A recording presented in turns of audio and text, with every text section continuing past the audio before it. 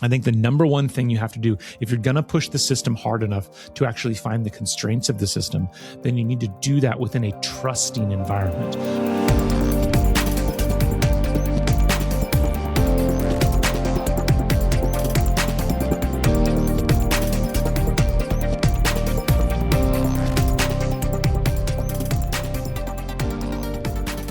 Hello and welcome to the Leadership Launchpad. My name is Matt Gjertsen, the host of this show and the founder of Built, where our mission is to train the next generation of hard tech leaders how to build teams capable of solving the world's hardest problems.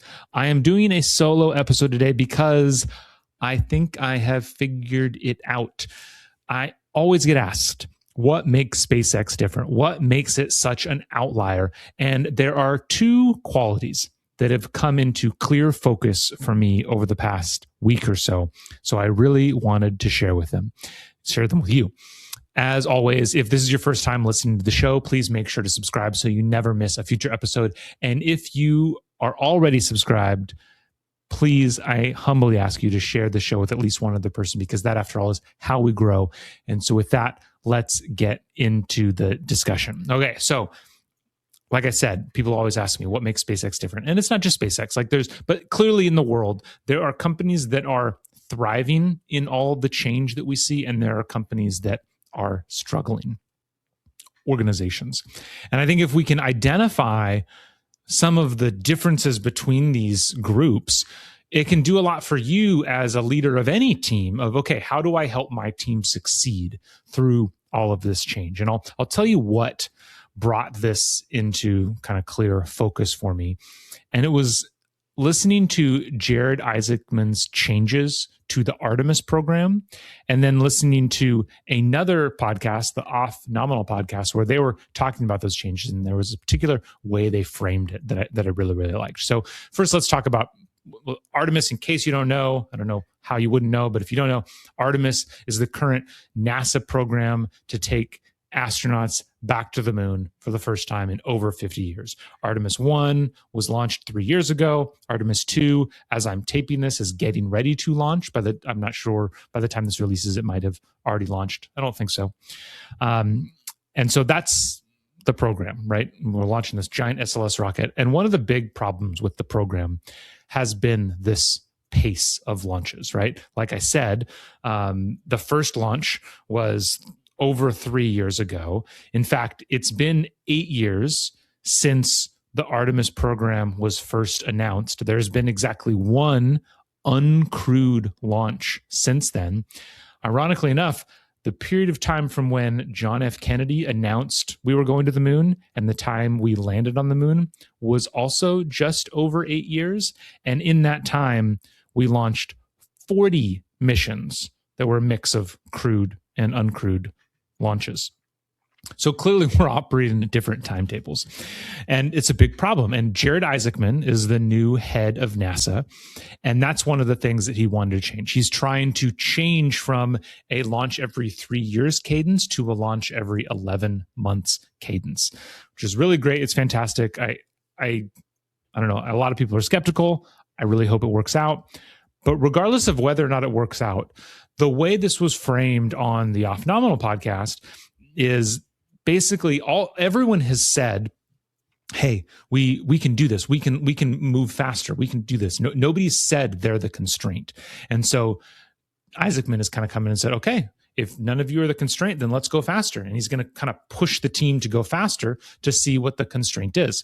And that's when this kind of all collapsed into focus for me, of really understanding, what makes SpaceX and these other organizations that are pushing the bounds, what makes them different? And there's like I said in the introduction, there's two main qualities that I want to talk about. First, you have to be willing to push people hard enough so that they will fail. Second, when they fail, you have to give the resources to fix it. That might sound fairly obvious, but let's dig in here. Pushing people hard enough that they might fail or that they do fail. I've talked in previous videos on my YouTube channel about this idea of the theory of constraint. The theory of constraint, it comes from the manufacturing world, where the idea is that if you're making a product, then there's a manufacturing line for that product. And there's all these steps that happen. There might be dozens or hundreds or thousands of steps where you bend a piece of metal, put a part together, weld a thing, all that stuff. All those are steps. And in that whole system, according to the theory of constraints, there's exactly, at any given time, there's exactly one process that is the constraint of the entire system. And your job as a manufacturing leader is to find that constraint and fix it. And that raises the productivity or the capability of the entire team. And then something else is the constraint. You fix that. And when I talk about this, the thing that comes to mind is the movie Ford v Ferrari, which is a movie about Ford's attempt to kind of improve their brand by challenging Ferrari in the race, the 24 hours at Le Mans, where you basically race for 24 hours and see who can go the farthest. And there's all these great scenes in the movie where they're trying to build this new car. And, first they're going faster and faster. And first the shape of the car is wrong and it's not letting the air get through. And then some oil line fails and sprays oil everywhere. And then the brakes fail, right? But the idea is that if they weren't pushing the car to the limits, then they would never know what the constraint is, and thus they would never know what to fix. So if you think about a team of people or an organization, if you're doing things where everybody feels comfortable, you don't actually know what the constraint is. You don't actually know what's holding back the whole system. And so you have to be willing to push the team hard enough that you will actually find the constraint. That seems pretty logical, but it's honestly not done in most organizations. And there's various reasons that it's not done. I mean, people don't want to be pushed to failure. They don't want to be pushed as hard as they possibly can. They don't want to admit that they can't do things wrong. And so you're going to get a lot of pushback when you're trying to push people that hard. And so I think, every leader is going to have their different ways of creating a system, creating a culture that allows for that failure to happen. I think there's probably a reason why people like Elon Musk and a lot of other founders, are generally seen as somebody who aren't in touch with their or others' emotions as much, because they just kind of tend to. It's not that they don't. Not caring is the wrong word, but they're unfazed by other people's emotional pushback, right? And so it makes it easier for them to say no, go, and really push people harder. But there's lots of ways to do this. You don't have to be blind to the emotional challenges that other people are having. In my world, when I talk about this is why I always talk about trust.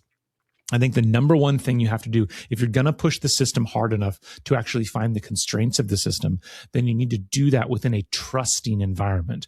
When I talk to other facilitators like myself who facilitate, workshops, there's often this push of like, oh, you need to make everybody feel comfortable in the room. And I say, no. It's not about making people feel comfortable. It's about making them comfortable being uncomfortable, right? If you think about in the fitness world, this is easy to understand, right? You don't get fitter unless you're sweating, unless you're hurting. The idea of building muscles means you are physically actually breaking down the muscle fibers, and it's the rebuilding of those fibers that's how you get stronger. So what's true in muscles, what's true in physical fitness is going to be true everywhere else for us, right? If we want to get better, we need to be able to break down. And the best way to create a space where you feel comfortable breaking down is by building trust with your team.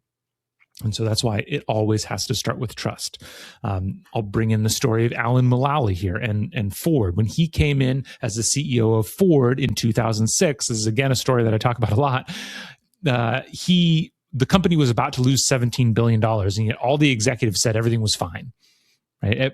All the projects were green lights. We're all doing good. And the first thing he had to do was build up trust on the team so that they felt comfortable saying, hey, I actually have a problem. So creating an environment where you are able to push the system to the point of failure is the first thing that you need if you want to be able to really innovate and push things far. That's unique enough, but there's a second element that I think is maybe more unique.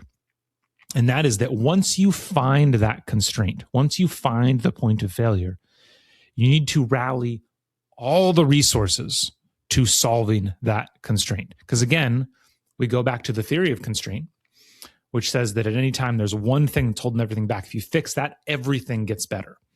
And so if you push the team to failure, find that that's the thing that's holding us all back, you need to devote everything to it. And that's one thing that I think Elon in particular, or founder mode that we talk about, is really great at. Because and this is, when Mark Andreessen talks about watching Elon work, basically all he does is he's constantly getting briefings on like during this week, what is the thing holding the company back? Okay, let me come into that team, bring the resources, the credibility, the authority of the CEO to that team.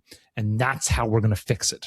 Right. And then all of a sudden, magical things happen when the right person is in the room. If anybody's ever been in the military, you've been in any large hierarchy, you will know this, right? When I was in the military, I always said, if you can get to the colonel or if you can get to the general, everything is possible. The challenge is getting through their administrative staff so that you can actually present your idea to the general. That everything's impossible to the person in front of the general, but everything's possible to the general. And so it's the same thing in the corporate world, whether it's the director, the CEO, whatever it is. Every problem in the company can, whatever the dollar figure is or whatever, or just a decision, it's easy for the right person. But one rung below that person, it's impossible. If I need a $25,000 spend and the company limit for the director is $20,000, that is an impossible amount of money for that director to approve. Right. But the VP, they have $50,000. And so then, it's easy. You have to convince them, but then it's easy. Same thing with decisions. Decisions is another big one. Who has the authority to say yes or no on this risk? Who has the authority to say we're going to go this direction instead of that direction? Right. And so whether you're the CEO or whatever, basically what this means is that when you find the constraint of the system, you have to disregard hierarchy. That's not important. You go to whatever, because again, we go back to this idea of that is the constraint of the whole system. And so you don't say, you're responsible. The manager of this team says, we broke here, we can't do it. It's like, okay, well, you got to fix it. No, that again goes back to this idea of trust. Right? You're still holding people accountable. There's still other conversations that you want to have of, is this person right for the organization? But you have to differentiate the idea of being the current constraint of the system and being the wrong person in the system, right? Those are two different conversations. And that's it, right? I think it's those two things. When you think about being able to move quickly, when you think about being able to push forward and really succeed and really drive outsized wins, you have to push the team hard enough that you find out not just where the limit is, but why that limit is there. What's the thing that's causing it? And then once you find that thing, rally whatever resources are required to fix that thing. Because once you do, by definition, the limit moves up and then it moves up and then it moves up, right? And so you just keep doing that to keep pushing the team forward. And so, of course, there's all kinds of things. You need to have trust. You need to have transparent communication. There's all these other things that you need to do, but all of them are in service of these two fundamental attributes of really high-performing teams. And so at least my hope is, it seems like that's what's happening within NASA right now with the Artemis program. Jared has said, we're going to push forward. And so I think the next thing that needs to be happening is he needs to be asking these questions and signing POs or canceling contracts. And again, it seems, so much of the Artemis program has been held back by these big programmatic things of, we're going to use this kind of second stage. We're going to this kind of orbit. And again, this is a perfect example of what I'm talking about. For the people within NASA that are actually doing this work, changing from I forget what it's called, the next upper stage for the SLS rocket to a new that was way behind schedule and way over budget, changing to a different upper stage for 99.9999% of people within NASA, that's an impossible change. For Jared, it's possible. right? Deciding, most of the architecture of Artemis was all focused on and governed around the orbit of the moon that we were going to, and we were going to that orbit for all kinds of various things. And he got it changed, right? He changed because he changed he changed the whole architecture of the mission. And and that involved Congress, right? It involved going to actual congressional members and convincing them. Again, a person inside of NASA isn't going to be able to do that, but the administrator can. They can. It's not a wave of his pen, but he can go talk directly to the people and get them on his side and get them to change. So it seems like he's doing these two things. He's not just pushing the team hard enough, pushing NASA hard enough to see where the constraints are, but then once they say that the reason why we can't launch fast enough is because we can't change the upper stage. And then the reason why we can't change the upper stage is because we're going to this orbit around the moon. So, okay, I, as the administrator, am going to go solve that. So I have high hopes. I'm really excited. I'm also really excited for what this means for any of you listening to this conversation. I think the lesson that I draw from this is that you have to build trust so that people feel comfortable failing. And then you have to have clear communication around what is causing those failures so that you can come in and fix it. Right? If you can do that in an organization, I really think it is key to succeeding. It's key to moving forward. It's key to creating a truly high-performing team. I hope you found this helpful. I hope I don't do these particular kind of solo episodes a ton anymore, but just with these new changes and these new ideas floating around in my head, I really had to get one out. So I hope you enjoyed it, and make sure to listen next time when we have a lot of amazing guests in the lineup right now. So I hope you're enjoying those as well. And I look forward to seeing you next time on the Leadership Launchpad. Thank you so much for listening in on the conversation. I hope you got as much out of it as I did. If you are a manager yourself and you're looking for more insight onto how to better lead your team, please make sure to check out some of our other amazing episodes. If you are responsible for developing leaders in your organization and you're struggling to make programs that actually change behavior and actually impact the business, please reach out so we can figure out how to make your organization better every day. Drop me a line using matt@bettereverydaystudios.com. I look forward to the conversation.